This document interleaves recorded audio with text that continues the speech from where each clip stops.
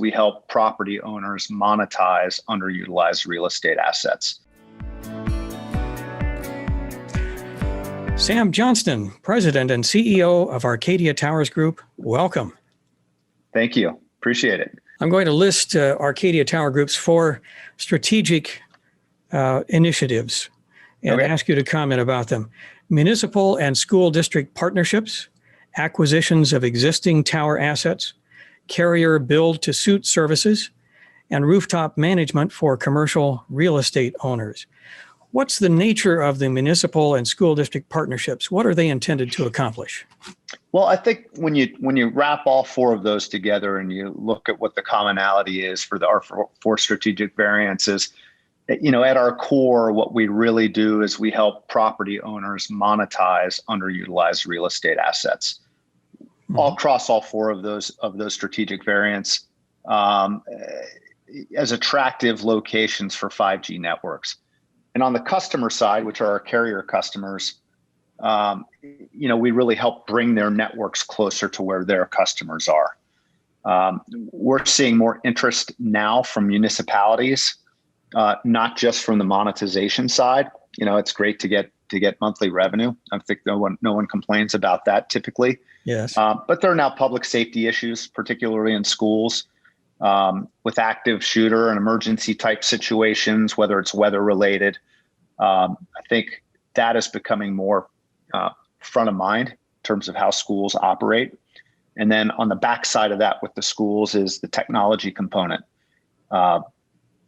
Kids these days have more than one device. They're coming in with laptops. They're coming in with cell phones. They've got often tablets that are issued. So there's a lot of bandwidth concerns at schools and making sure that they have appropriate bandwidth there to be able to accomplish what it is that they need to do. About acquiring tower assets, what motivates tower owners to sell towers to Arcadia? What kind of towers is Arcadia interested in? Geographic area, urban, suburban, rural? Really, all of the above. We're not limited by a geographic boundary.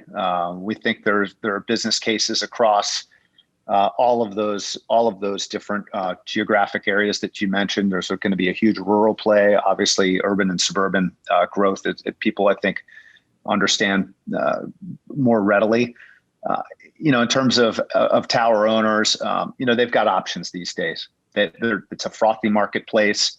It's competitive, and tower owners understand where those valuations are.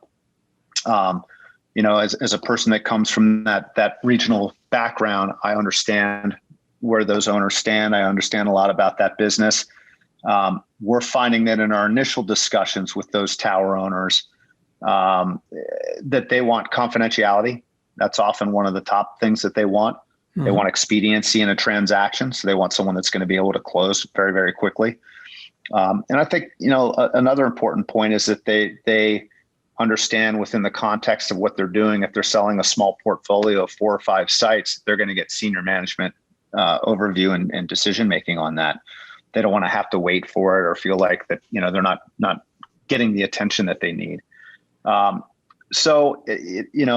combining all that, they also want partners that are ready when they are. And that's not always today. It could be in a year from now. And, we're lucky we're in a position where we can be patient. So we've seen a lot of developers now that want to take advantage of the market timing, right? Multiples that are all-time highs. How do they participate in that space, get ahead of their preferred return hurdles that they have with their current financing arrangements, which we see a lot of. And at heart, I'm a developer. I kind of feel like I'm one of them and understand where they're coming from. I'm curious, why is confidentiality important to people who are selling their towers? Because I think first and foremost that the timing might not be right for them.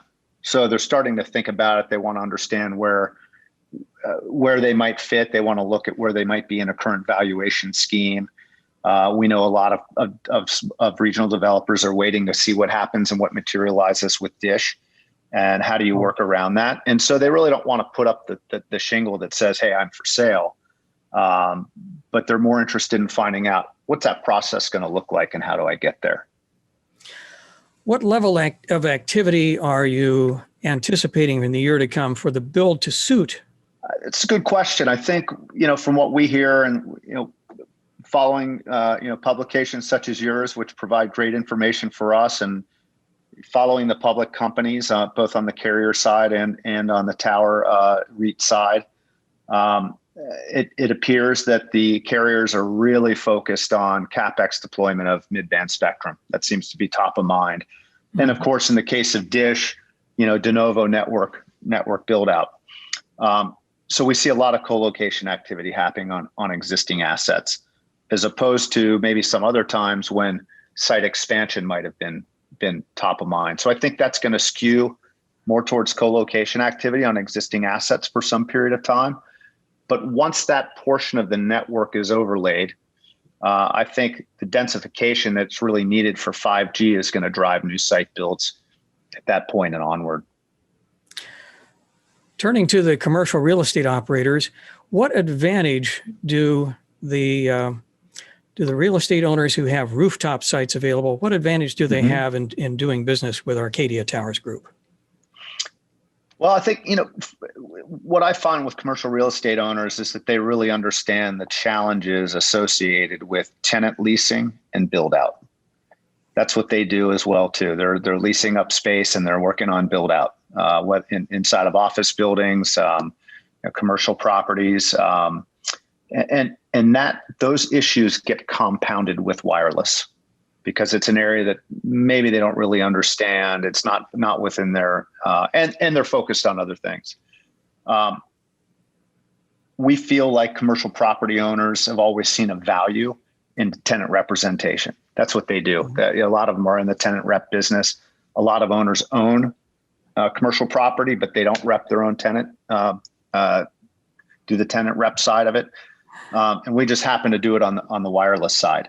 So we give them another tool, kind of circling back to the initial common thread between our four strategic variants, is that we help them monetize that underutilized asset. And I think they recognize that wireless related companies are good at doing that. Just to ask you a personal question for the fun of it. Sure. What gives you the most satisfaction being in this business? Well, I'll tell you, just having come from South Wireless, it's the friends I've made in this industry over the past 25 years. We've got some great people in this industry, and what you might have called competitors are folks that get along with tremendously and share thoughts and ideas and how we can better ourselves as an industry. So I would say first and foremost that being able to have those personal relationships within the industry has been really, really nice for me. Very good. Sam Johnston, President and CEO of Arcadia Towers Group. Thank you for the time. Don, thank you. I really appreciate it.